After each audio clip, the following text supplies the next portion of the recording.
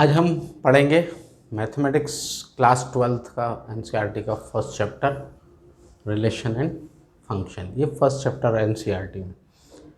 Okay, तो इसके अंतर्गत हमको क्या क्या पढ़ना है। सबसे पहले अपन पढ़ेंगे व्हाट इज़ कार्टेशियन प्रोडक्ट, फिर रिलेशन क्या होता है ये, इसके अलावा टाइप्स ऑफ रिलेशन में एम्प्टी रिलेशन और यूनिवर्सल रिलेशन, बाइनरी रिलेशन में रिफ्लेक्सिव क्या होते रिलेशन, किस रिलेशन को रिफ्लेक्सिव, सिमेट्रिक, ट्रांजिटिव बोलेंगे या इक्विवेलेंस पढ़ेंगे। ये सब अपन चीज़ें फर्स्ट पार्ट में इसके पढ़ेंगे।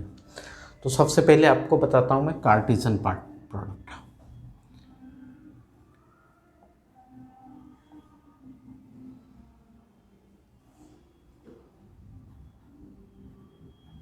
इसको अपन ए इंटू बी से डिनोट करते हैं। ओके, जैसे एग्जाम्पल के तौर पे अपन ले लें कि A is any set 1 2, B is another set A B C D. Okay, तो ए इंटू बी क्या हो जाएगा, Cartesian product A into B is equal to हो जाएगा। इसमें अपन एक एक रिलेशन का एक एक कार्य देख लेते हैं। सबसे पहले ये 1 comma A, 1 comma B, 1 C, 1 D, 2 A, 2 B, 2 C and 2 D.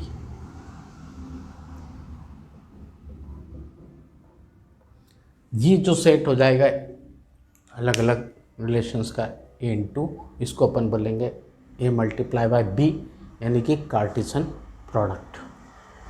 अब मैं आपको बताता हूँ रिलेशन क्या होता है। What is relation? रिलेशन में हम ए आर बी से डिनोट करते हैं। ए आर बी मतलब आर यहाँ पे कोई कंडीशन है जिसमें A is element of A, B is element of B and there is a relation between A and B. It is a condition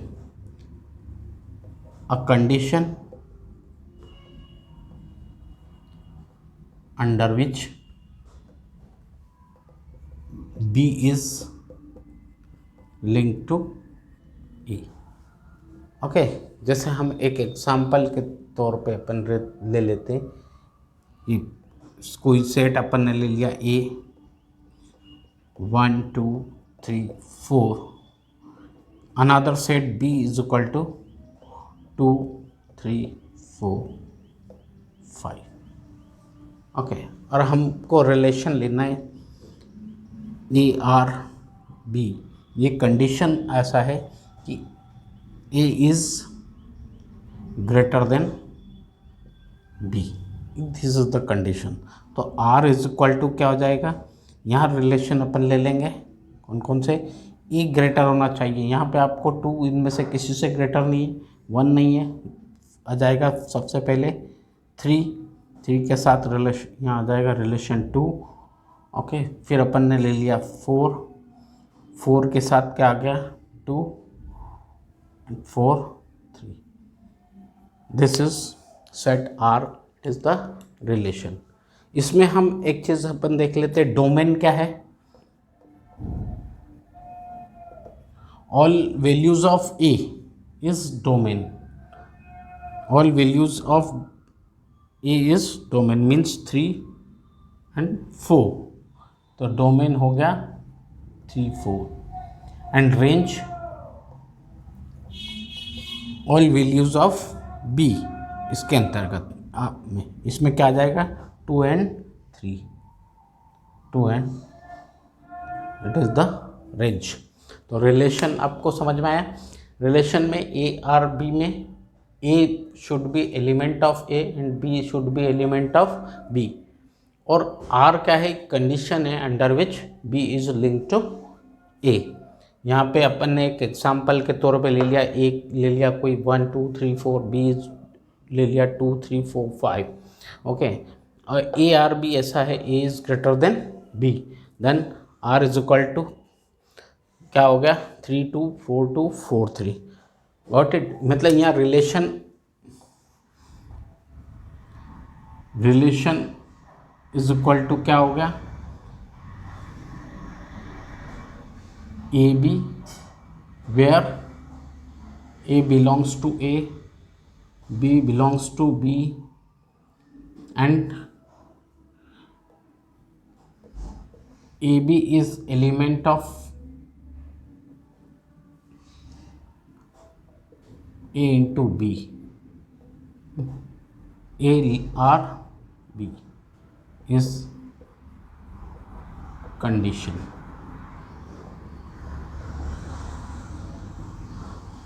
तो ये है रिलेशन। हम रिलेशन को शॉर्ट में डिफाइन करें तो रिलेशन क्या है। अब अपन इसके आगे इसको देखते हैं, types of relation.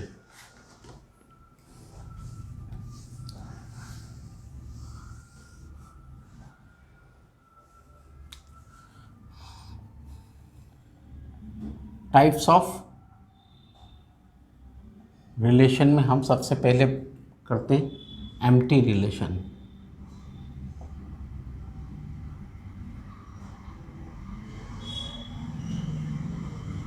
If R is equal to 5, R अगर 5 हो मीन्स एम्प्टी हो, उनमें कोई जो है एलिमेंट नहीं हो, तो अब ऐसे रिलेशन को हम बोलते हैं एम्प्टी रिलेशन, ओके। जैसे अब एक एग्जांपल के देता हूँ मैं, ए इज इक्वल टू है 2 3 5, आपको दिया है R is equal to A B, where A belongs to A, B belongs to A, and A B belongs to A into A. आपको इस तरीके से दे दिया है। तो अब आप इसमें देखेंगे क्या कि कोई भी एलिमेंट ऐसा नहीं है जिसको ले लें ए बिलोंग्स टू ए और B is equal to A square. तो कोई भी नंबर ऐसा नहीं है वो जो किसी और एलिमेंट का स्क्वायर हो। तो इसलिए ये क्या हो गया, एक एम्प्टी रिलेशन हो गया। अब अपन पढ़ते हैं यूनिवर्सल रिलेशन।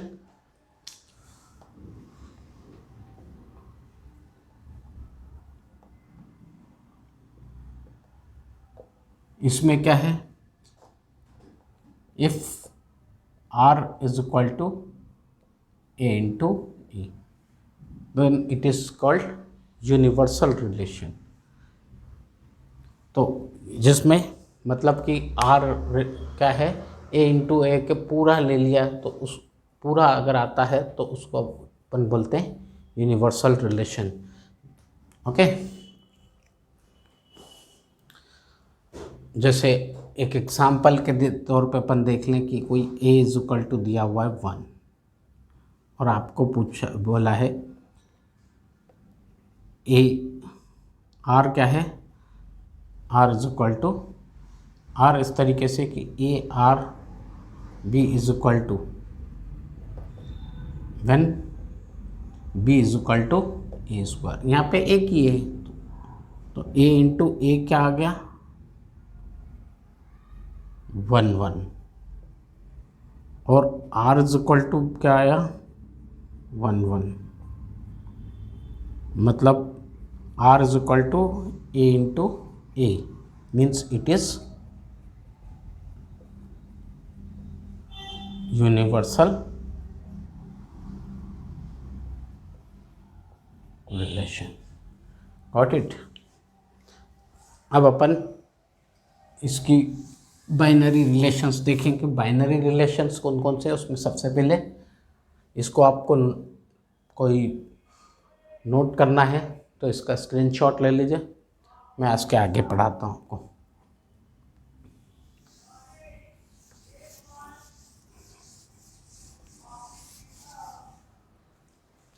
सबसे पहले बाइनरी रिलेशंस में अपन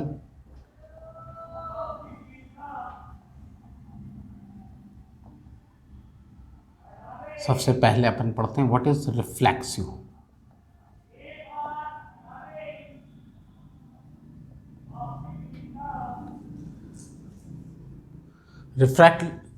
रिफ्लेक्सिव रिलेशन ऐसा होता है कि if A belongs to R then it is called reflexive relation, where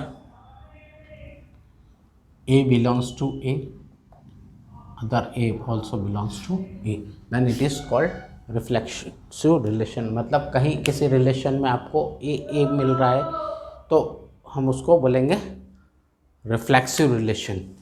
second अपन पढ़ेंगे सिमेट्रिक रिलेशन।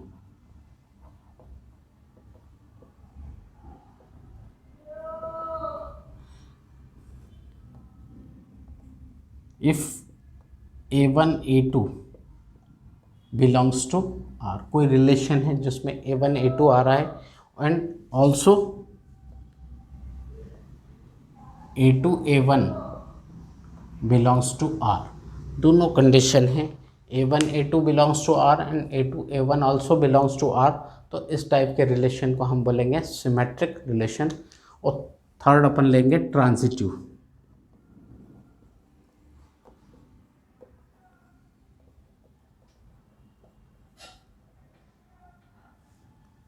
ट्रांजिटिव रिलेशन में हम क्या लेंगे, if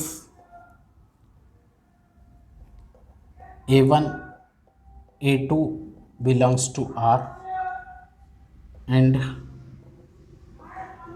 A2 A3 also belongs to R, then A1 A3 also belongs to R। इस type का relation जो है उसको हम बोलेंगे ट्रांजिटिव रिलेशन। और अगर किसी रिलेशन में तीनों चीज़ें हैं, if a relation is reflexive, symmetric and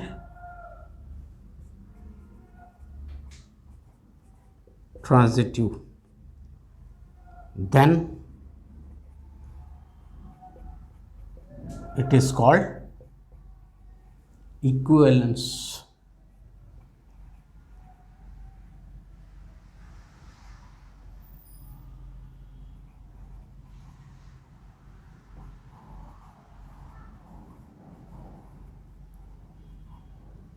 This is called equivalence of relation।